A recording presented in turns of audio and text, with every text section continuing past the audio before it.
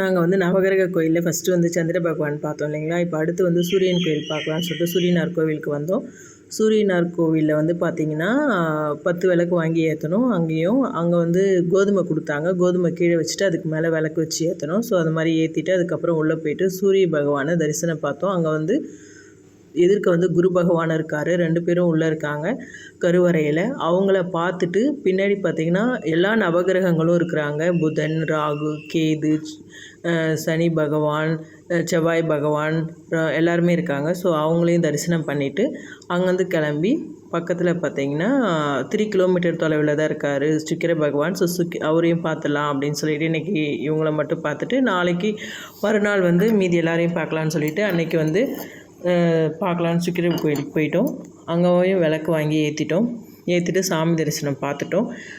சாமி வந்து ரொம்ப ஃப்ரீயாக இருந்துச்சு. என்னென்னா கூட்டம் இருக்கும்னு நினச்சோம் லீவு. ஆனால் வந்து பார்த்திங்கன்னா கூட்டம்லாம் எதுவுமே இல்லை. நல்லா இருந்துச்சு. நல்லா தரிசனம் பார்த்துட்டு காரைக்கால் பக்கத்துலேயே அதனால் காரைக்காலில் போய்ட்டு நாங்கள் ஸ்டே பண்ணிட்டோம். மறுநாள் காலையில் எழுந்து மீதி இருக்கிற நவகிரகம் பார்க்கலாம் அப்படின்னு சொல்லிட்டு. ஸோ அவ்வளோதான் ஃப்ரெண்ட்ஸ்.